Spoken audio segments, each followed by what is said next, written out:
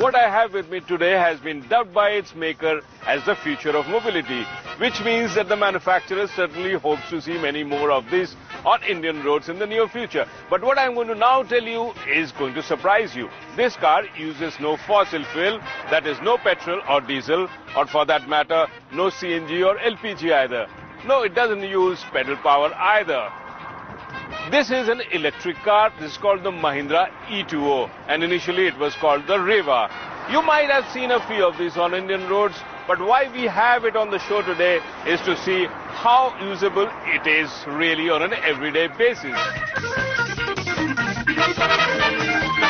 The Reva was born in the early 2000s as a dream of a young entrepreneur, Chetan Maini, who dreamed of going green and introducing a car with zero emission, zero noise that would run without using fossil fuel. Consequently, Maini set up a manufacturing facility in what was then called Bangalore to manufacture electric cars, and the car was called Reva. If you fail to get impressed with the earlier Reva, then I suggest it's time you have a look at this new E2O. It certainly has evolved as a car. The design is much more complete. It's still short and compact, but the interiors are spacious, and it now comes with features like air conditioning, which is a very useful one, and it works pretty well, a sound system, and even features like parking camera and hill hold, a feature which is not there in most of the cars in this segment, and it's a very useful one because it prevents the car from rolling back on a gradient.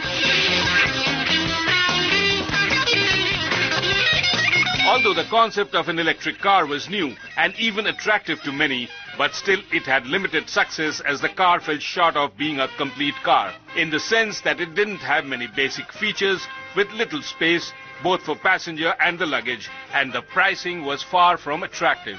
But in 2010, utility vehicle manufacturer Mahindra & Mahindra acquired it, sensing future potential, and invested substantially to improve the car. The result is obvious.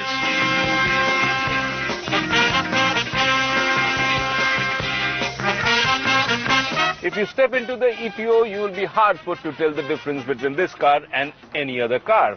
It has all the features that you might need for everyday use, plus it has plenty of space with enough headroom, and it also has 2 rear seats.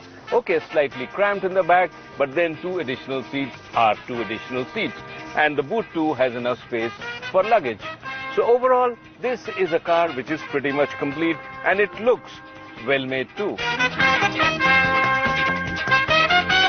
Talk about technology and you really see some clever use of it. A smartphone here is paired to the system here, which means that using this smartphone, you can actually unlock the car from a distance, you can turn on the ignition, you can even switch on the AC, and of course you can access the GPS. It's really smart.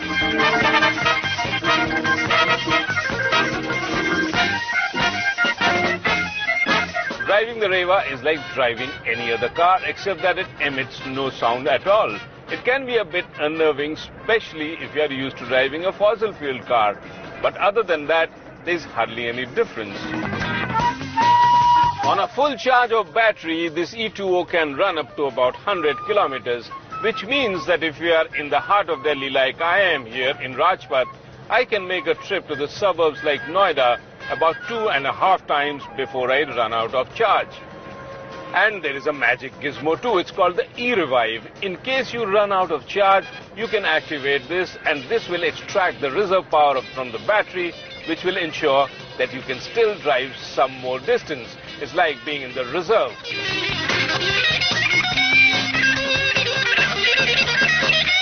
A full charge of the E2O takes about 5 hours and gives you a travel distance of 100 kilometers. The E2O uses a set of onboard lithium batteries to power the car through an induction motor. It generates about 53 Newton meters of torque, and the car just weighs about 830 kgs.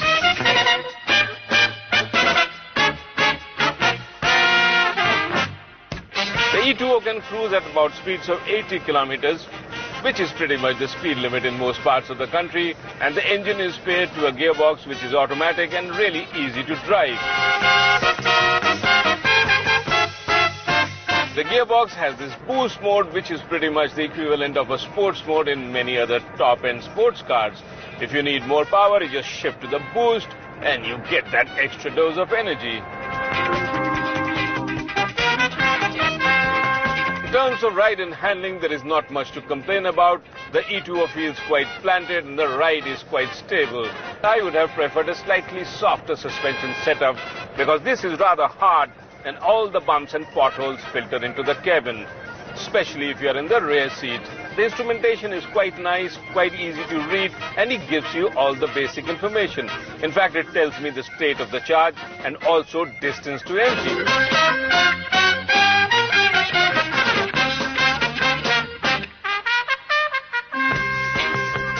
The only limitation of driving and owning an electric car is long distance travel. To give you an example, if you were to drive 200 kilometers, it will take 2 full recharge cycles. Plus, with a top speed of around 80 kilometers per hour, the travel time would come to about 20 hours. And that, I think, will require a bit of patience.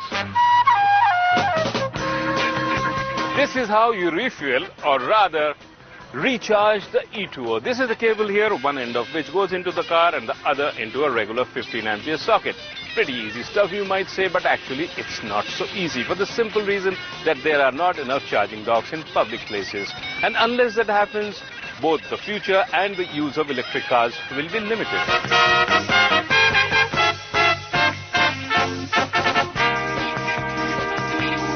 The big question is the E2O a complete and a viable car for everyday use? After having spent some time with her, I can say yes, it is.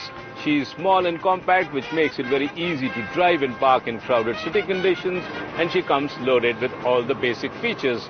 And unless, of course, you happen to be an aspiring rally car driver, you will find her quite drivable. And on top of all this, she is quite cheap to run. The only cost that you will incur eventually is the cost of battery replacement, which will probably happen after 4 years or so.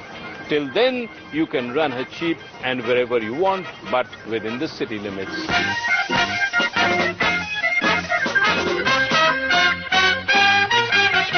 One thing I'm really proud of is the fact that even though India is an underdog in terms of automotive technology, but even then we managed to put on road an electric car about a decade back, thanks mainly to the dream of one man and now a large corporate who has stepped in with the investment and the vision. And the result is this E2O, an electric car which is just as good as any other electric car that I have driven in any other part of the world. So if you are in the market looking for a small hatch, do have a look at this one. This is a car which is usable on an everyday basis. The E2O starts from rupees 4.82 lakhs and is available in 3 variants, with the top trim costing rupees 5.99 lakhs. And the good part is that it requires servicing only once a year. So you save on the service cost as well. And there are enough diagnostics on board to warn you in case of anything going wrong. So we feel it's time you take a look at the electric car to meet your mobility needs.